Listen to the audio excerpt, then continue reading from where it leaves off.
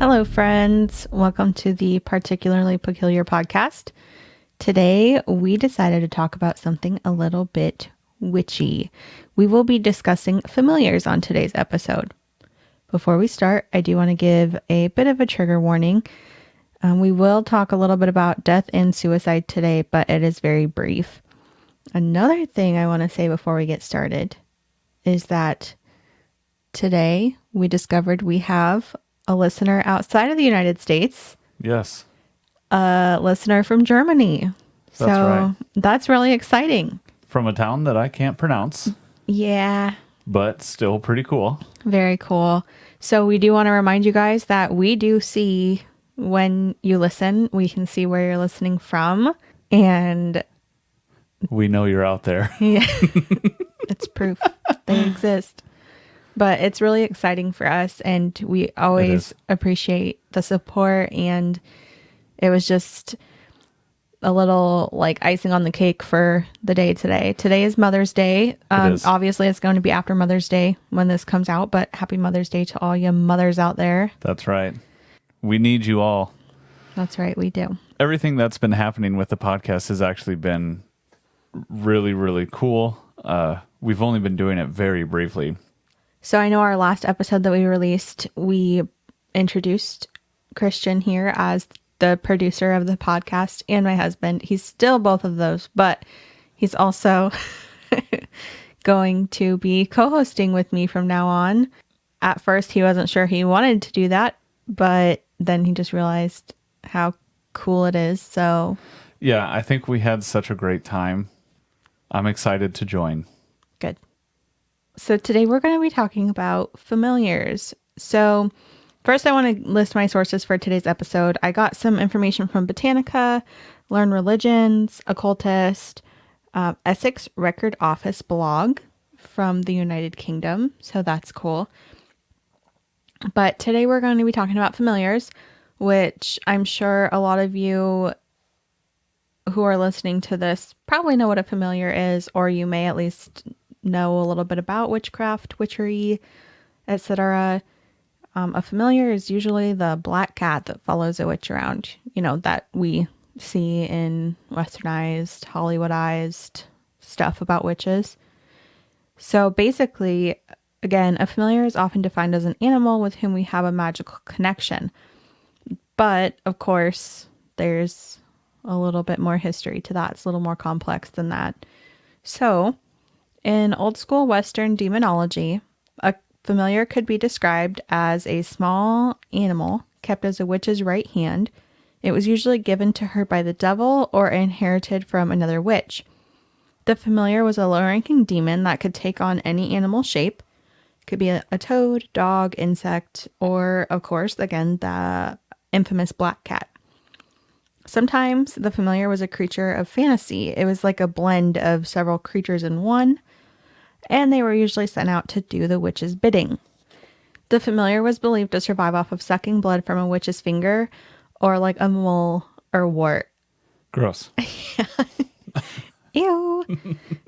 During the European witchcraft trials, including the Salem witch trials here in America, a suspected witch was searched for the teats by which she fed her familiar, which was actually known as the witch's teat. It was like usually a third nipple or something like that. Okay. And if they found one, it was considered an undeniable sign of witchery. And So they were no immediately guilty. Right. Just right now. Burn them at the stake. How bad would that suck? Yeah. When you're already ashamed of your weird ass third nipple. Right. And now you're going to just be burned at the stake. And now you're going to die because of it. Thanks. Bye. Anyways, during the Salem witch trials, when animals were suspected of being a witch's familiar, they could even be sentenced to death. There actually is a story of a man who was thought to be a witch who had commanded his dog to attack. And those accusing him stated, of course, that he commanded his dog to attack through his magical powers. And both him and his dog were executed, and they actually hung the dog. Wow. Yeah. That's really gruesome. Yeah. As a witch, like a magical, as a familiar. Yeah. People were really, really scared of this stuff. And I mean, I want to do a whole episode on the Salem witch trials. There's a lot of Right. theories for why it was like so crazy, because it was just like intense, crazy. And honestly, it seemed like fairly quick that it all came and went. And then I think everyone was kind of like, oh shit, this is a lot out of control. We better calm down, folks. Right. So, I mean, we'll obviously get into that on a later episode, but it's just, yeah, it's just so freaking weird. In some Scandinavian countries, it was a little bit lighter. Familiars were associated with spirits of the land and nature. Fairies, dwarves, other elemental type beings were believed to inhabit the physical bodies of animals. But of course, once the Christian church came along, the practice had to go underground, because any spirit that wasn't an angel was obviously a demon. Obviously a demon. Yep. In shamanistic practices, the animal familiar is not a physical being at all, but something of a spiritual entity. It travels astrally through astral planes, or it serves as a magical guardian against those who might try to hurt the shaman on the physical plane. Although we seemingly know a lot about the history of witches and their devilish friends, no one is quite sure when or what the first familiar was. And I'll kind of talk about that a little bit more here in a second. But Right. many people in the neo-paganism community, or the modern paganistic community, have adapted the term to mean an actual living animal. And although it no longer means there's a demon or spirit inhabiting an animal, there does still seem to be some truth to having that psychic bond with your pet, and, you know, a witch and her pet being more attuned to each other than just like us and Mala back here, sleeping back here. Mala's our dog, for the people that don't know us. But She's right behind us, yeah, just taking a snooze. she's probably like, please shut up so I can relax. She's waiting for us to start practicing some witchcraft. Okay, so anyway, it wouldn't be right to discuss familiars without discussing, obviously, a witch who had a familiar. And the witch we are going to talk about today is Agnes Waterhouse. What's crazy is that, I mean, all of this is based in reality, you know, these things that have happened. Like the Salem witch trials was a real thing that happened. Like, right? there was really thought to be witches doing magic, putting spells, casting spells on people, having their familiars who were going out and doing their bidding, which we'll talk a little bit with Agnes and her familiar here. But yeah, it was all real. Like, it's documented history. Right. So, I mean, which would lead one to believe that there was probably something happening. Yeah. Right? I mean, you would think. They wouldn't be so scared. I mean, I guess you can use scare tactics, you know, to push an agenda. But I mean, you would think they would be scared for a reason. Well, yeah. And I think, I don't know about this story in particular, but especially when we talk about the Salem witch trials here in Massachusetts, there is some concern that maybe it was more of like these kids were being little shits and they decided that they were going to like throw somebody under the bus type of thing. Oh. And I don't know exactly. Okay. I mean, I don't know how that's the case. I don't know if that's the case in every scenario, or if that's not the only theory of the Salem witch trials either. But it's also pretty interesting how they've kept the idea of the familiar in Hollywood, like you've said, where not only in cartoons or live action they have the black cat or some other form of that, but they also have the wart, you know. Yeah. There's usually the iconic ugly witch with a wart, you know. Mm-hmm. And you were saying that that's what they feed on, which I didn't know that, but ew. Yeah, it's true. And yeah, I mean, I don't know, obviously back then, like, what the witches look like and what they're, you know, like, I don't know. Probably normal people. Yeah, exactly. That's the thing. And then they just picked on the ugly ones. They were like, oh, she's a witch, a wolf. Right. That's pretty rude. Yeah. I mean, that's still kind of what happens today. It's just not like, you're a witch. Right. Yeah. It's just social media. Okay, we don't gotta get all Bullying. political here. Okay. Yeah, we won't talk about that. Okay, anyway, let's talk about Agnes Waterhouse. Agnes Waterhouse is typically, when she is discussed, she is labeled the first witch to be executed in England for witchcraft. So this is a long ass time ago. So let's tell a little bit of her story. Agnes was accused of murder by witchcraft, for which she would be executed if she was found guilty, of course, as all witches at that time were.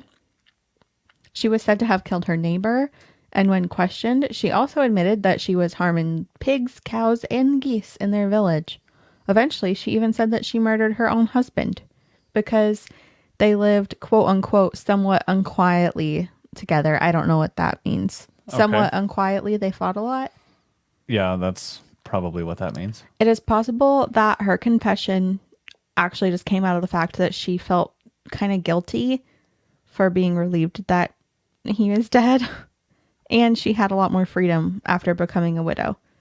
I mean, I imagine being married in the 1500s probably like wasn't like quite the union it is now, you know? Yeah, I couldn't imagine. I think it was all purely based on like benefiting. Like status or just having someone there to do stuff for you. Right. Yeah. I don't know. It wasn't just based in love. It was. No. What's love? Look, pish posh. Right. Who cares about that? It was like a business agreement. Yeah, exactly. Anyway, where does the familiar tie into this story? Well, after Agnes confessed to killing her husband, killing her neighbor, harming the animals in their village, she also confessed to owning a demonic spirit in the form of a pet cat. And this cat was called, now I don't know if it's Satan or Sathan. It's Sathan. And things were spelled weird back in the 1500s. This is true. So I don't know if it was actually Satan, which, I mean, that might be where the familiar stems from in the first place. A cat named Satan who was inherited from her sister Elizabeth, it says. Elizabeth? No. Elizabeth. And the cat actually had killed Agnes's husband for her. So it went out and did her bidding and all that. And actually, I'm sorry. It said it killed her husband and had done all the harm of which Agnes stood accused. So this cat named Satan that had a demonic spirit inhabiting it went out and was doing all these things. Wow. At the hand of Agnes. Right. She was commanding it. But I'm like, if you're a witch, you're just commanding your demonic cat to go kill people. Well, it would probably, keep you far away from the crime. So you would have Obviously not. Not far enough. No.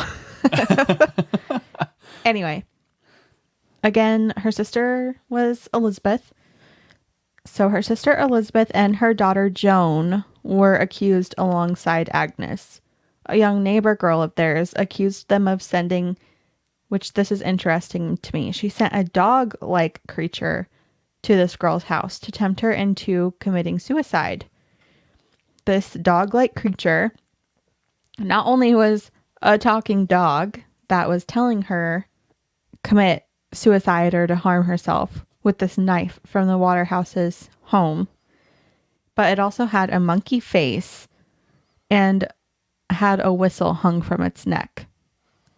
So it's weird to me, though, that her familiar was this satanic, demonic black cat, but then she sends this weird talking black monkey dog to do this tempting to this young girl. But I don't know.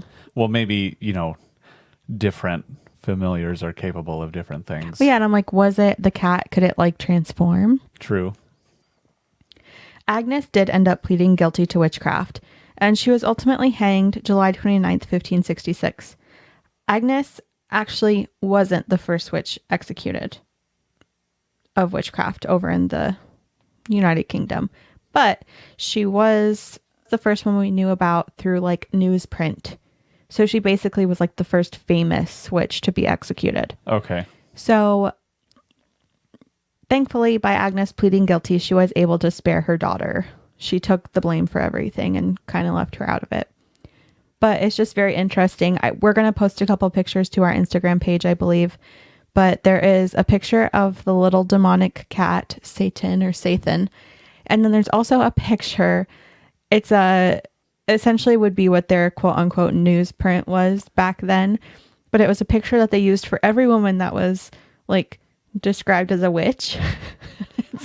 There's like a stock photo of a witch that they Dude, used. yes, I think we have it on our documents here, but it is go to the files. Yeah. And in our little artwork for the episode, there is someone made this picture of a witch or of a woman, I guess, because of course, for the most part, all women were witches or all witches were women.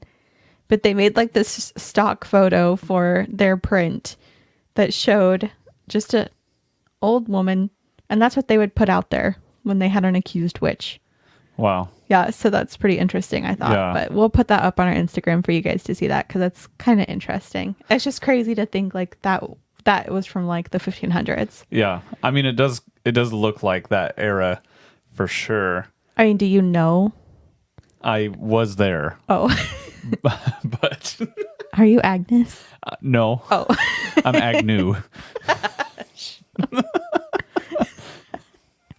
I'm having chest pains. Oh, God. The demonic cat. Ah. Sathan. No, Sathan. Sathaniel. Sathaniel, get over here.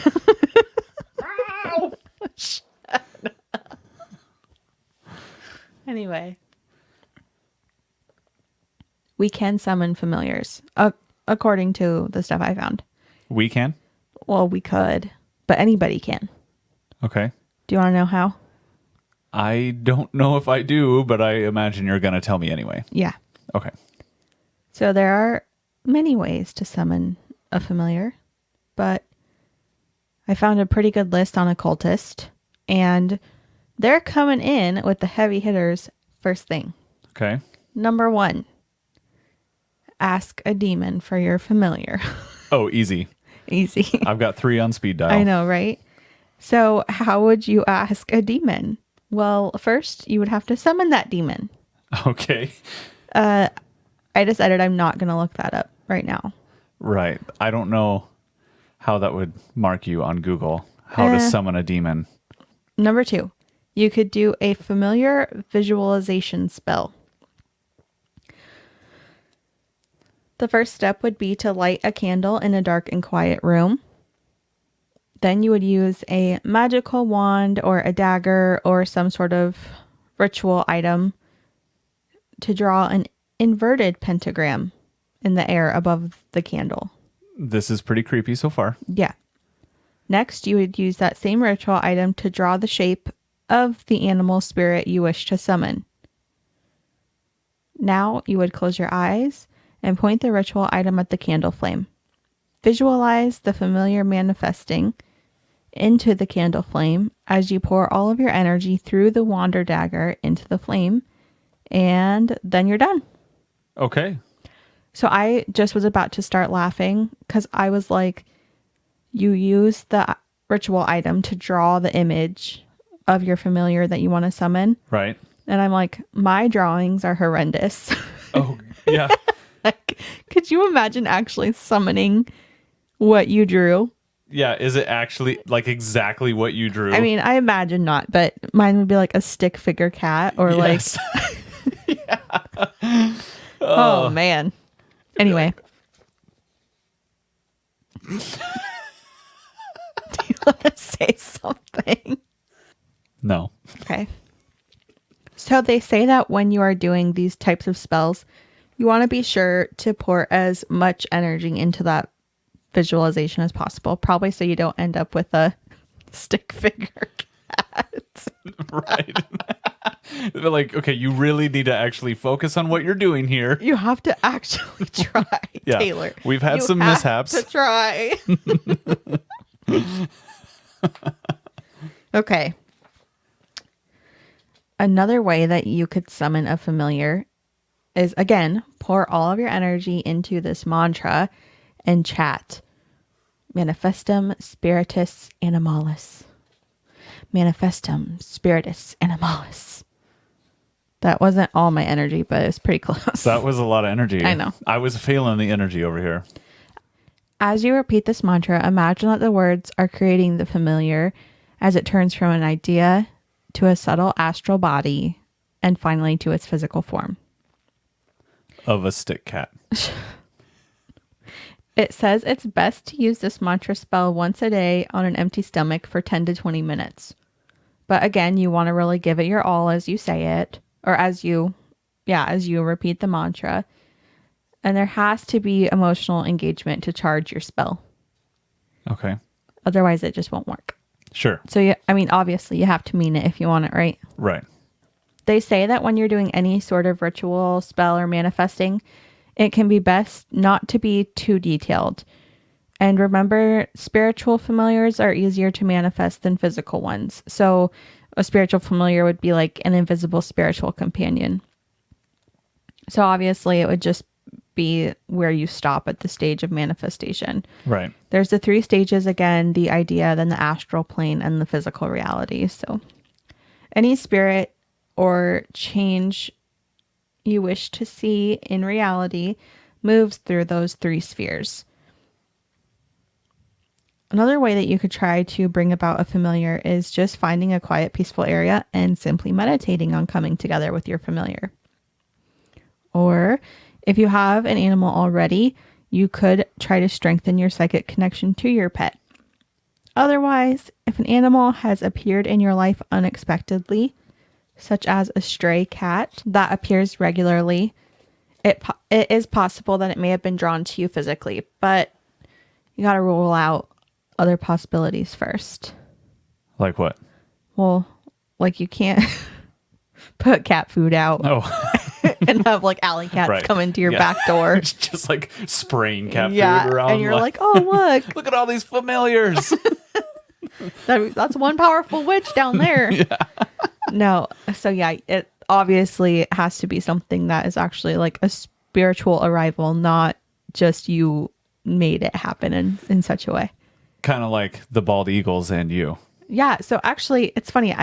Let me tell my last little part here, and then I will talk about that because I actually thought about that when I did this. So anyway, again, if you wish to be practicing paganism, Wiccan, or any form of witchery, there's no rule saying that you need a familiar or that it must be a physical manifestation. It can be spiritual or simply exist on the astral plane. So, like you were saying about the bald eagles and stuff, well, I decided to take a quiz on howstuffworks.com to find my animal familiar. Okay. And I got a raven. Your animal familiar is the raven. Among the most witty and intelligent of creatures, this winged fellow will help your mind reach new heights. Together, you will discover the immense possibilities that exist in nature and the universe. Of course, it needn't be strictly business.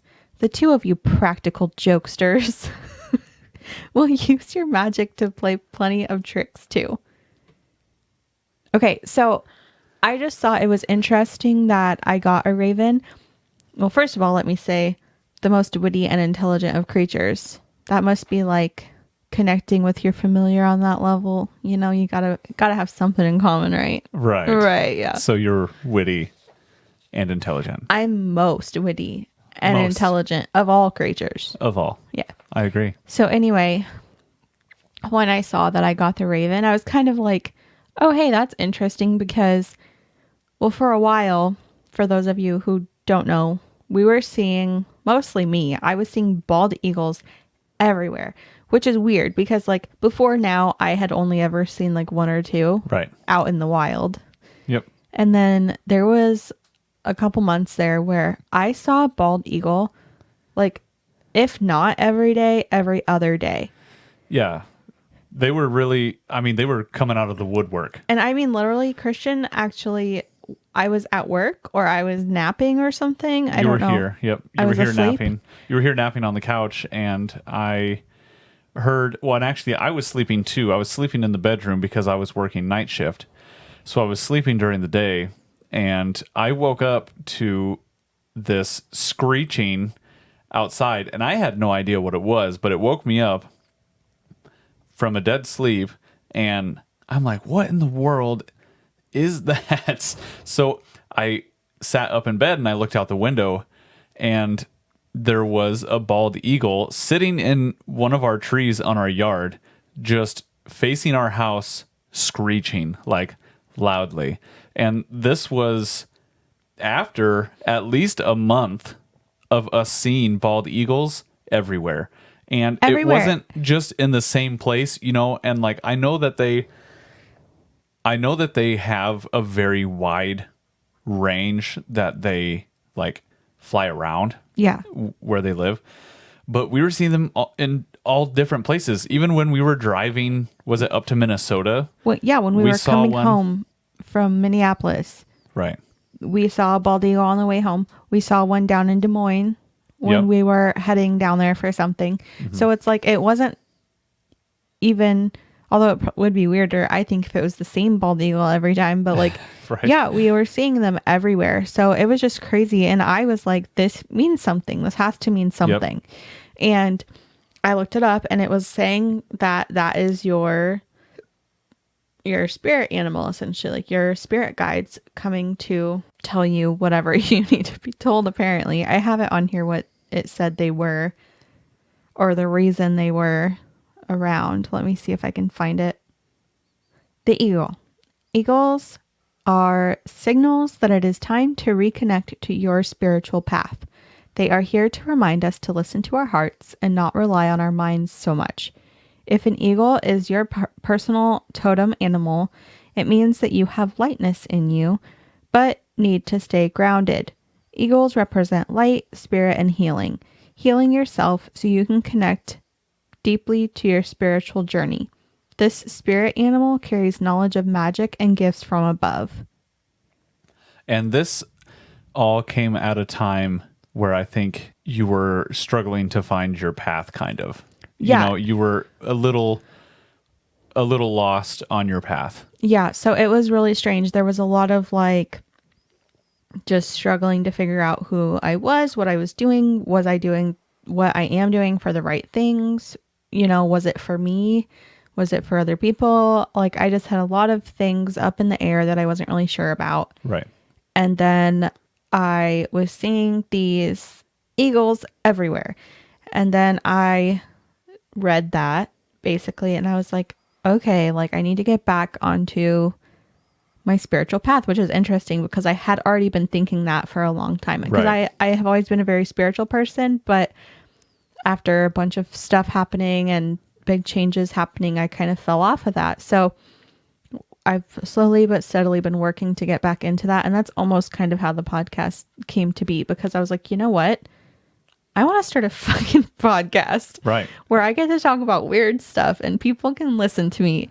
Yeah. So that's how we're here. But I was going to say another weird thing about like the ravens is that now I haven't been seeing eagles as much, but I've been seeing like vultures and just big birds around here, which we have a lot around here. We live out in the country, so we have a lot around here anyway. Yeah. But I feel like, again, I've been seeing big vultures, birds, just everywhere. But I'm sad I miss my eagles a little bit, Right.